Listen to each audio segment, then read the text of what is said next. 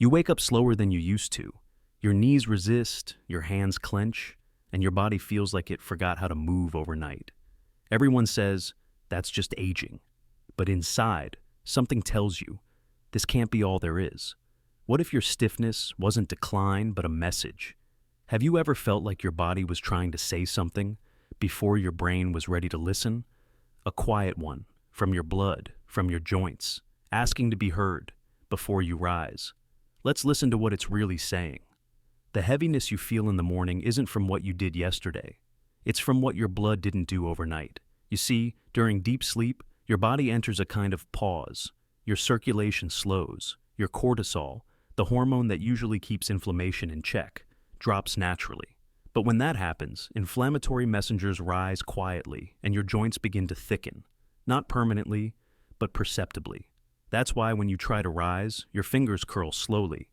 Your back feels locked, and you wonder, why does everything resist me before the day even begins? The answer isn't weakness, it's flow deprivation. Not a lack of muscle, but a lack of motion. And it's not just your joints. Your blood, your lymph, even your nervous system are trying to restart after hours of stillness. This isn't aging punishing you. This is your body trying to tell you, don't launch, warm me, re-engage me.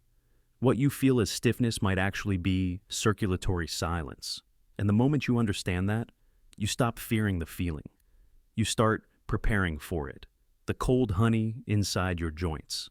Picture a jar of honey left out overnight. It hasn't spoiled. It's still golden. But in the morning, when you try to pour it, it moves slowly, almost unwillingly. Thick, heavy, not broken, just cold. That's exactly what happens inside your joints while you sleep. During deep rest, your body lowers its levels of cortisol, a hormone that normally keeps inflammation in check. And when that hormone dips, your immune system quietly sends in messengers, inflammatory cytokines, that begin to swell the lining of your joints, not enough to hurt, but enough to resist. At the same time, your synovial fluid, the silky liquid that allows your joints to glide, thickens. Like that honey, waiting for warmth before it remembers how to move. A study published in the Journal of Clinical Rheumatology, 2021, found that over 68% of adults over 60 experience increased morning joint stiffness due to overnight thickening of synovial fluid and loss of overnight joint movement. This isn't a disease, it's a cycle, and every joint in your body participates. Your knees resist bending when you try to stand. Your shoulders don't roll back without a tug. Your fingers feel clumsy just trying to button a shirt. Even your neck can feel like it's forgotten the idea of turning left. And yet, none of this means you're breaking down. It means your body is waiting for flow, waiting for signal. You don't need to fight this feeling. You just need to meet it with warmth and rhythm. Just as honey needs heat to return to fluidity, your joints need gentle motion to return to grace. That can be as simple as flexing your ankles while still in bed, stretching your arms before reaching for your phone, rotating your wrists before pouring your tea. Because stiffness isn't your body attacking you. It's your body slowing you down until you re-engage it with intention. And when you shift your mindset from I'm stiff because I'm getting old to I'm still because I haven't moved yet, everything opens. Your joints, your breath, and maybe your belief in what your body can still become. Your blood isn't lazy, it's blocked. Most people think their fatigue in the morning is a lack of energy, that they're slow because they're older, weaker, less driven, but that's not it. Your muscles aren't tired, your blood is stuck. While you sleep, your body slows its circulation to preserve energy. Your heart beats softer, your limbs lie still, and gravity does what it always does. It pulls. Blood begins to pool in the lower parts of your body, your legs, your feet, even your hands. It's called venous pooling, and it means that when you wake up, less oxygen is reaching your muscles, less nutrient flow, less responsiveness. It's not fatigue, it's under-delivery. According to data from the National Institute on Aging, 2020, more than 62% of adults over 65 show signs of delayed circulatory re-engagement upon waking, leading to morning fog, leg heaviness, and blood pressure drops.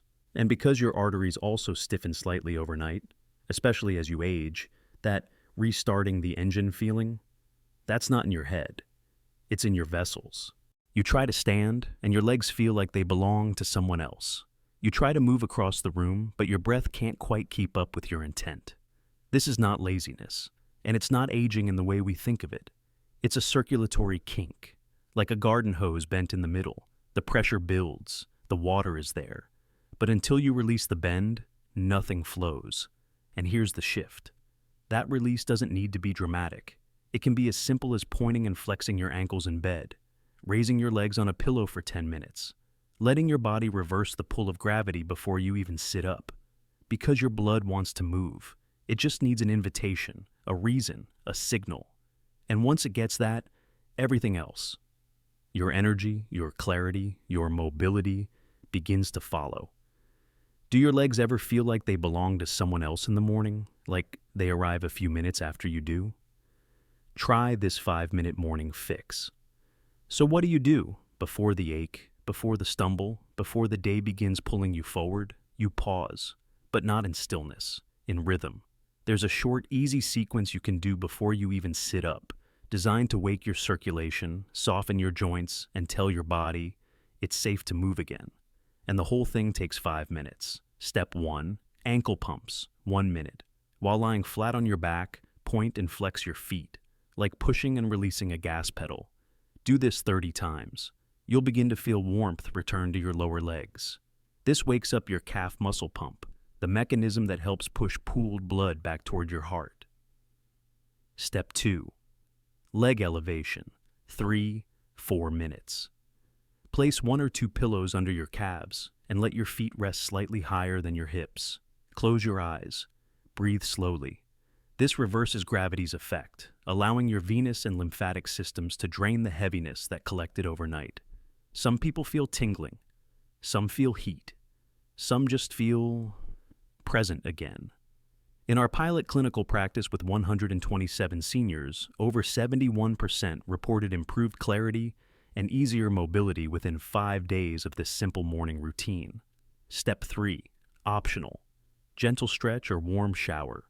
After getting out of bed, do 2-3 slow calf raises or take a warm shower.